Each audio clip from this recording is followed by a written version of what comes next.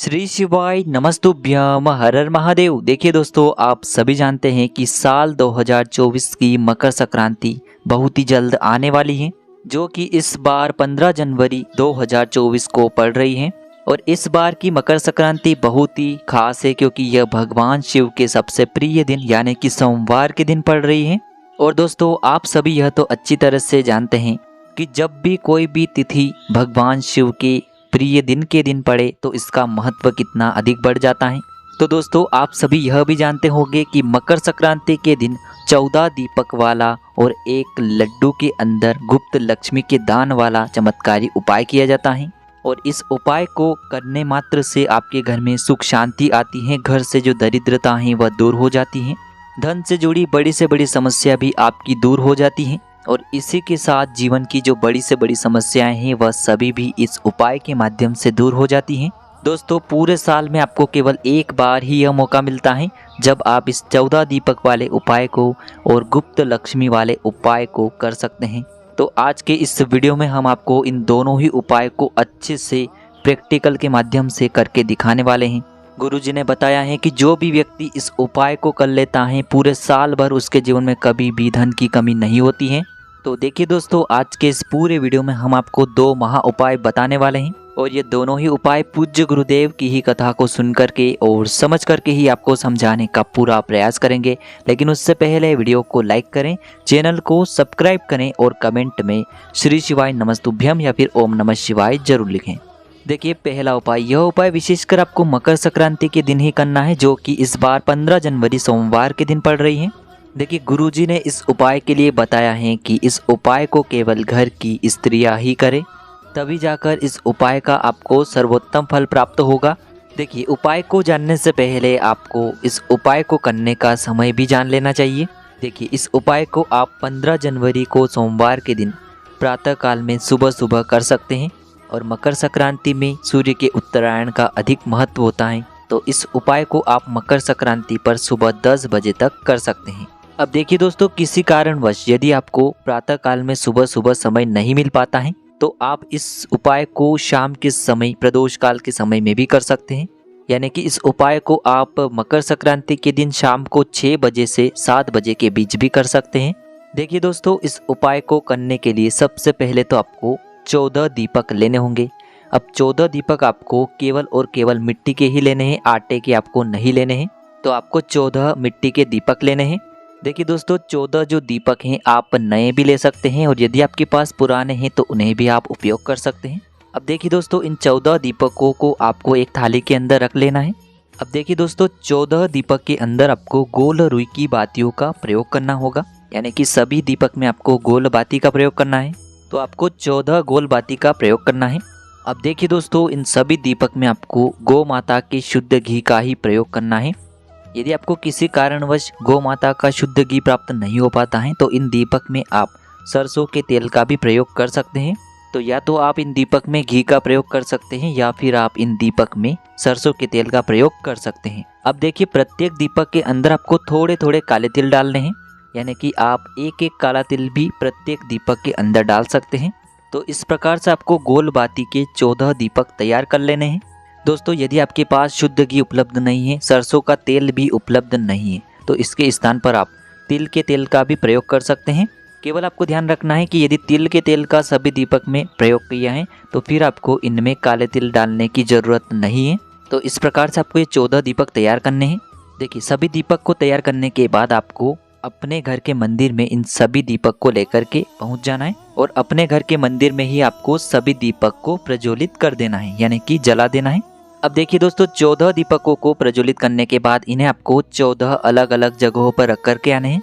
देखिए दोस्तों, सबसे पहला जो दीपक है उसे आपको अपने घर के मंदिर में ही प्रज्वलित कर देना है। यानी कि यह जो दीपक है हमने हमारे घर के मंदिर में लड्डू गोपाल जी के निमित्त प्रज्वलित किया है। अब इस दीपक की पूरी थाली को लेकर के आपको अपने घर में जहाँ कहीं भी तुलसी जी का पौधा है वहाँ पर आपको दूसरा दीपक प्रज्वलित करना है। अब देखिए दोस्तों, तीसरा जो दीपक है उसे आपको अपने मुख्य द्वार की दहलीज पर रखना है। आप यदि अपने मुख्य द्वार में प्रवेश कर रहे हैं तो उसके सीधे तरफ आपको ये दीपक प्रज्वलित कर देना है। अब देखिए दोस्तों, चौथा जो दीपक है उसे आपको अपने पितरों के निमित्त लगाना है। तो इस दीपक को आप अपने घर के दक्षिण पश्चिम कोने में यानी कि नैऋत्य कोण में भी लगा सकते हैं। और घर में जो जल पीने का स्थान है यानी कि मटका रखा हुआ होता है वहाँ पर भी आप इस चौथे दीपक को प्रज्वलित कर सकते हैं। दीपक के नीचे आसन के रूप में आपको चावल जरूर रखने हैं। अब देखिए दोस्तों, पांचवा जो दीपक है आपको अपने घर के रसोई घर में रख देना है। जहाँ भी आप भोजन बनाते हैं वहाँ पर पांचवा दीपक रखना है। अब देखिए दोस्तों, पांचवा जो दीपक है आपके घर के आसपास कोई भी जल का स्थान है, चाहे नदी है, तालाब है, कुआं है, बावड़ी है, जो भी है वहाँ पर आपको ये दीपक रखना है। अब देखिए दोस्तों, यदि आपके घर के आसपास कुआं भी नहीं है, बावड़ी भी नहीं है, कोई नदी भी नहीं है, तो फिर आपको अपने घर पर एक थाली में जल भरना है, उसमें गंगा जल की 1 से 2 बूंदें डालनी है और वहीं पर आपको ये दीपक प्रज्वलित कर देना है। तो इस प्रकार से हमारे ये जल के लिए हो गया छठवां वाला दीपक। अब हम बात करते हैं सातवें दीपक की। सातवां दीपक आपको लेकर के जाना है अपने घर के आसपास जो कोई भी आंवले का वृक्ष है वहाँ पर। इसके बाद आठवां जो दीपक है आपको बेलपत्र के वृक्ष के नीचे प्रज्वलित करके आना है। अब दोस्तों, नौवां जो दीपक है आपको पीपल के वृक्ष के नीचे जाकर के प्रज्वलित कर देना है। 10वां जो दीपक है आपको किसी भी शमी के वृक्ष के नीचे जाकर के प्रज्वलित करना है। 11वां जो दीपक है आपको लेकर के जाना है वट वृक्ष के नीचे यानी कि बरगद पेड़ के नीचे आपको ये 11वां दीपक प्रज्वलित करना है। अब दोस्तों, 12वां जो दीपक है उससे आपको भगवान शिव के मंदिर में लेकर के जाना है। आपके घर के आसपास जो भी शिव मंदिर है वहां पर लेकर के जाना है और इस दीपक को आपको प्रज्वलित कर देना है और ये दीपक आपको शिवलिंग के पास में ही रखना है। अब दोस्तों, 13वां जो दीपक है इससे आपको जहाँ कहीं भी आपके घर के आसपास यज्ञशाला है या फिर मंदिर में भी यज्ञ होता है तो उसी स्थान पर आपको यह दीपक प्रज्वलित कर देना है। अब दोस्तों, यह जो आखिरी दीपक है इससे आपको गौशाला के पास में प्रज्वलित करना है। तो अंतिम दीपक आपको गौशाला में प्रज्वलित करना है। अब दोस्तों, यदि आपके घर के आसपास 14 स्थानों में से यदि कोई स्थान नहीं है तो इन दीपक को आप अपने मुख्य द्वार के बाहर भी प्रज्वलित कर सकते हैं। तो इस प्रकार से आपको ये मकर संक्रांति का सबसे सर्वश्रेष्ठ उपाय इस दिन जरूर करना है। अब हम जानते हैं दूसरे चमत्कारी उपाय के बारे में। देखिए दोस्तों, यह है तिल के लड्डू में सिक्के को डालने वाला उपाय। विशेषकर गुप्त लक्ष्मी का यह चमत्कारी उपाय है। तो ये जो लड्डू हैं आपको किसे दान करना है, सिक्का किस समय डालना है, तो ये सभी जानकारी हम इस वीडियो में जानने वाले हैं। देखिए, यह उपाय भी विशेषकर साल में एक बार ही किया जाता है। देखिए दोस्तों, इस उपाय को करने के लिए सबसे पहले तो आपको काले तिल और गुड़ का एक लड्डू तैयार करना होगा। देखिए, जब भी आप इस लड्डू को बनाएंगे, देखिए जब भी आप तिल का लड्डू तैयार करेंगे उसी समय एक सिक्का इस लड्डू के अंदर डालना है। आप चाहें तो 1 रुपये का, 2 रुपये का या फिर 5 रुपये का सिक्का इसके अंदर डाल सकते हैं। अब देखिए, इस लड्डू को तैयार करने के बाद आपको इसे लेकर के पहुंचना है मकर संक्रांति के दिन भगवान शिव के मंदिर में। अब देखिए दोस्तों, मंदिर पहुंचने के बाद सबसे पहले तो आपने जो यह लड्डू तैयार किया है इसे आपको भगवान शिव के शिवलिंग पर अर्पित कर देना है, अपने जीवन में गुप्त लक्ष्मी की कामना करते हुए कि हमारे घर में भी माता लक्ष्मी का आगमन हो, धन हमारे घर में स्थिर रहे, अनावश्यक जो खर्च बढ़ रहा है उससे हमें मुक्ति मिले। जो भी आपकी कामना है उसे करते हुए यह एक लड्डू आपको शिवलिंग पर अर्पित करना है। अब देखिए दोस्तों, यह जो लड्डू हैं आपको शिवलिंग से उठा करके या तो किसी भी जरूरतमंद को दे देना है या फिर आपको एक कार्य करना है कि इस लड्डू को आपको शिवलिंग पर ही फोड़ देना है।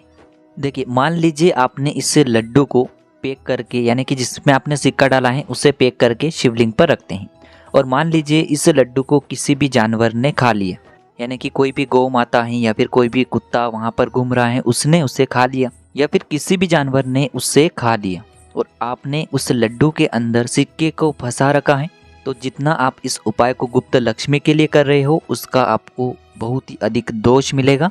तो यदि आप इस लड्डू को किसी को भी दान नहीं कर सकते हैं तो इस लड्डू को आपको महादेव की शिवलिंग पर समर्पित करके चूरा कर देना है, यानी कि इस लड्डू को आपको वहीं पर फोड़ देना है, यानी कि सिक्का अलग कर देना और आपको यह जो लड्डू है शिवलिंग पर अर्पित कर देना है।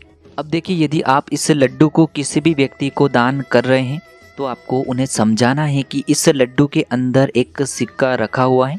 तो यदि आप किसी भी व्यक्ति को भी अगर दान कर रहे हैं इस लड्डू का तो उसे आपको बताना जरूर है कि इसके अंदर हमने सिक्का डाला हुआ है, उसे आप अलग करके ही इसका सेवन करना, तब जाकर के इस उपाय का आपको पूर्ण फल प्राप्त होगा।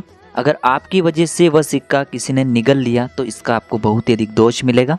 तो जो भी व्यक्ति इस गुप्त लक्ष्मी का यह धन प्राप्ति का उपाय इस मकर संक्रांति पर करता है उसके जीवन में कभी भी धन की समस्या नहीं होती है। तो दोस्तों इस प्रकार से आज के इस वीडियो में हमने आपको मकर संक्रांति पर किए जाने वाले 2 विशेष और चमत्कारी उपाय बताए हैं, जो कि आपको केवल साल में एक बार ही करने का मौका मिलता है।